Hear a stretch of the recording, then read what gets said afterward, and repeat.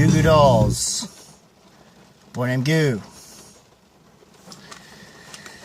The 4th studio album, Random Rockers, and I have an attachment to this during my high school years, more so via art class. There was just something about the way this album had sounded at the time that having most of the album, with the exception of the last 2 tracks, being produced, engineered, and mixed by Lou Giordano, who has worked with the band before, I think maybe on Superstar Car Wash. With the other 2 tracks being more so, I believe, by Rob Cavallo, and of course being co-produced through Goo Goo Dolls themselves. This album has no lyrics, so I have nothing to go off of. After all. Alright, so I just gotta go off of what I know. Alright, so, well, the first track, as you've heard, Long Way Down, is a classic.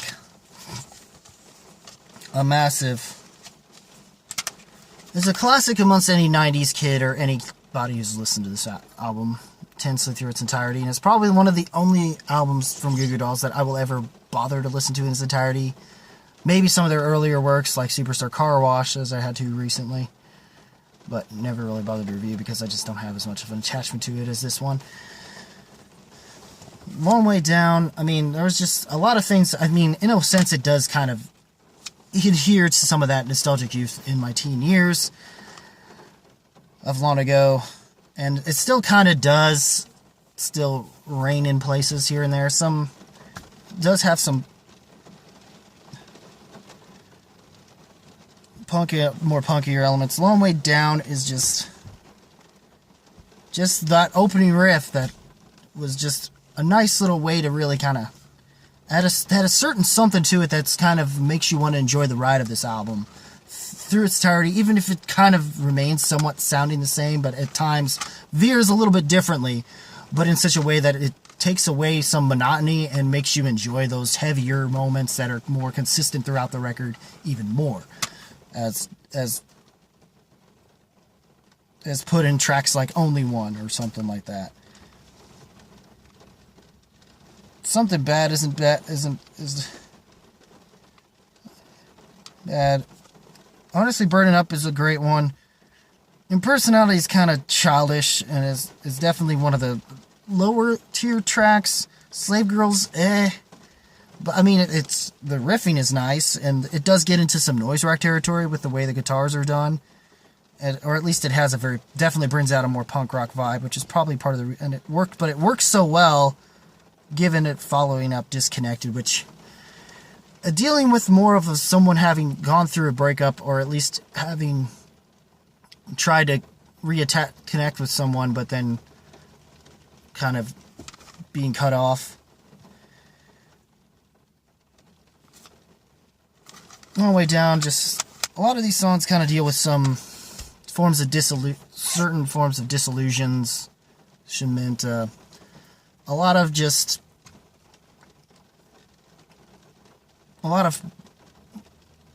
very social issue, more in social or issues, even socio-political, I guess, in a way. More in the track Flat Top, I think, is like Flat Top Intervention, bringing home the new invention. Scattered all the pieces on the ground. All these pieces on the ground. Television tracks lines like television war between the cynics, the sinners and the saints. Flip the dial, and that's your side you're on. It's just this whole, I think, even more tackling the concept of reality shows, I guess. Or maybe it's possible. I guess Truman's Show might have come out at that time, so it might have inspired the lyrics to this song. I don't know. I'm just kind of, at this point, I'm ad-libbing, but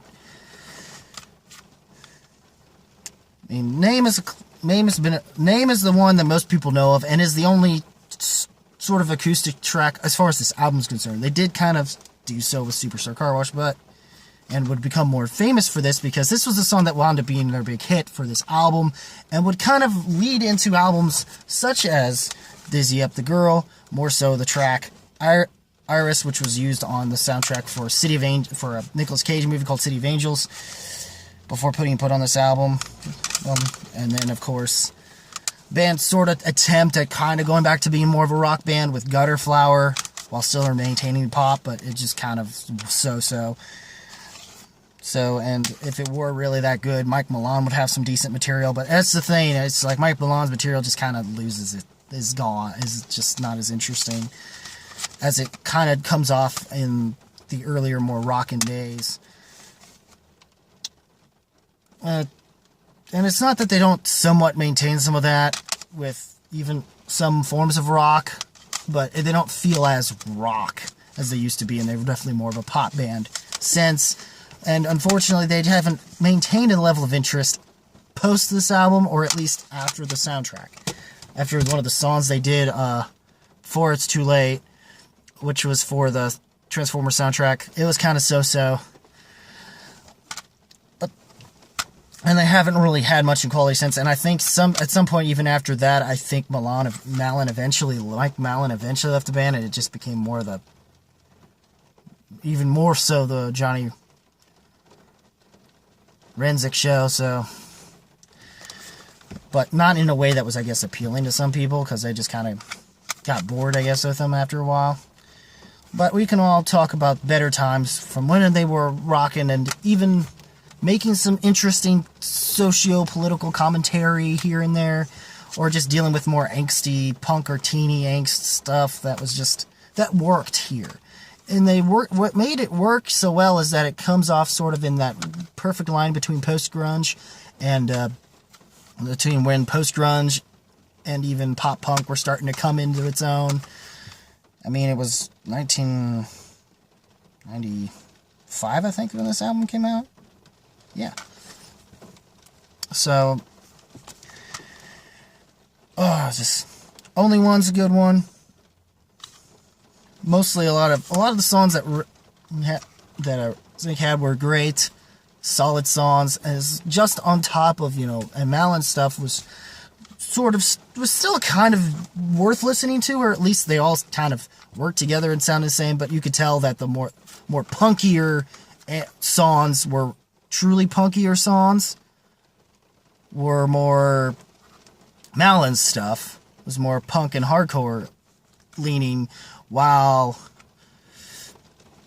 Resnick's stuff was definitely leaning more pop and mainstream alternative-ish. Pop and adult alternative-esque. And somehow the balance seemed to work well. This was kind of that perfect little transitionary album between what their punk rock sound was, kind of almost balancing punk and hard rock in a way, and then that kind of thing to the more poppy adult alternative, almost to the point of adult contemporary kind of sound that most people come to know Goo Goo Dolls since Dizzy Up the Girl. And so, as I'm going to be continuously repeating here, Ain't That Unusual, definitely something that kind of is this very cynical kind of song in its own right. So you'd love to be you, the least that I've seen you. Sorry I put them words in your mouth, but you wouldn't talk to me. Just kind of throwing a lot of shade here and there in some places, Mostly dealing with a lot of just, I guess some points of just lashing out, of just with dealing with either political types of things, but in ways that were very, but more so with Flat Top, I guess. And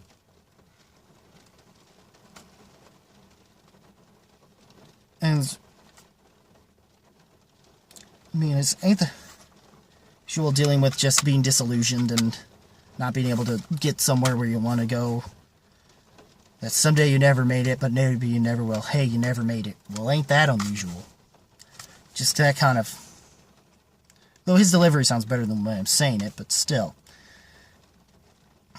But Eyes Wide Open is definitely one of those more... But each song has a weird way of being contrasting from what the lyrics actually are, and being a lot more fun than what you give it. And it helps to lend your big payoffs on most of these songs wind up being Resnick's guitar solos and stuff, which are actually pretty good hooks. Good have nice little good guitar hooks and interesting enough solos to keep you engaged. And for Slave Girl definitely being one of those more punkier, into the point of noise rock, the only one having that weird little kind of jug bandy kind of thing, I guess, going on with the, when sending the lines, little pictures in my head, turn it inside out, and again, this fucking up takes practice. I feel I'm well rehearsed, because the past is a bully, and the future's even worse, so tell me what you feel, because I can feel it like a curse. And then getting into a nice little sort of pseudo-solo thing, and it's definitely only one, and there's sort of a social, yeah, it's definitely, as far as I'm concerned, it's one of the better smoothed out, or at least just smooth, nice little rides that you keep wanting to come back to.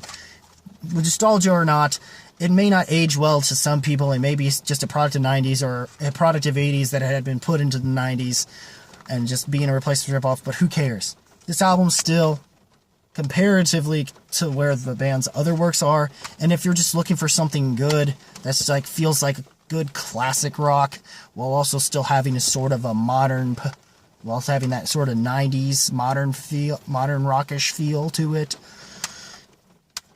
that this record found that perfect balance in that regard, of that perfect hard 70s hard rock and punk rock, and then adding that certain modern grungy sort of 90s grungy twist to it, punk revival twist to it, you know.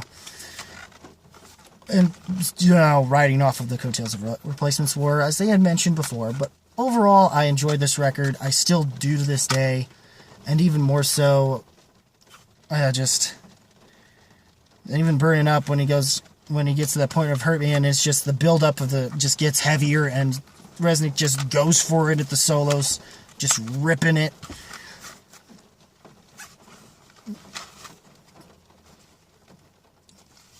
And then after that, take my Hey Tonight, I'll show you where to start, because every word that left your lips put a needle through my heart. Though the only thing that kind of loses itself is sort of the chorus of Life Seems So Easy When It's From My Easy Chair. And just, it does get a little lyrically somewhat self-mutilating, but, or just mutilating in general, I don't know. Yeah. They're not even death metal, I don't know what to tell you on that one. It still works. It's just more emo goth, if anything, as opposed to death metal, I don't know, but in terms of lyrical content, but it could still work regardless, I guess. Overall, I enjoyed this. For me personally, it's rocks, but I can just tell you that it's a thumbs up, and just check this out. You'll check this album out if you want to, if you've ever heard Goo Goo Dolls stuff and you want to check out something beyond Name or Iris or something, or Broadway or whatever, and that really was sort of a rock effort. Check this out. What did you guys think of this particular classic here? Well, this old school review, I guess number 2 we're doing here. Comment below, let me know. As always, guys, keep it random, keep it real, keep it rocking. I'll see you in the next video, which is that other one I was promised and for Jellies. So, there's that. And then Ready Player One. And we'll see where things, and then maybe Under Oath, and then after that, we'll see where things go. Take care, y'all.